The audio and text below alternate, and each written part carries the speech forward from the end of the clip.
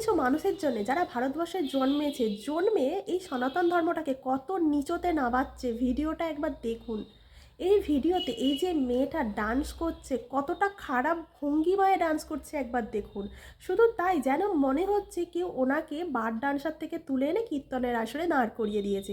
মহাপ্রভুকে, বৃন্দাদেবীকে সামনে রেখে এরকম খারাপ ভঙ্গিমায় ডান্স করছেন। একবার ভাবুন তো, উনি নাকি আবার ভারতবর্ষে জন্মেছে, ওনাকে আবার দেখুন মানুষজন ওনার ওই কীর্তন আর ডান্স দেখছে।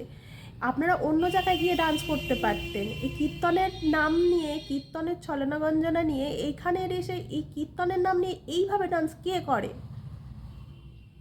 আর আমরা তো ভারতীয় হয়ে বুঝতে পারছি না। একবার দেখুন বাইরের দেশের মেয়েরা যে তারা ডিভোটি হয়ে কত সুন্দরভাবে যে ভগবানের নাম কীর্তন এবং নৃত্য করছে, একবার দেখুন। এদেরকে নৃত্য করা বলে, আর আপনি যেটা করছেন এটা বারের ডান্স করা বলে।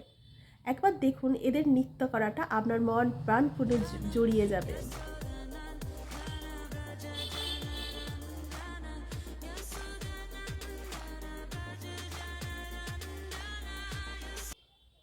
হরে কৃষ্ণা, রাধে রাধে।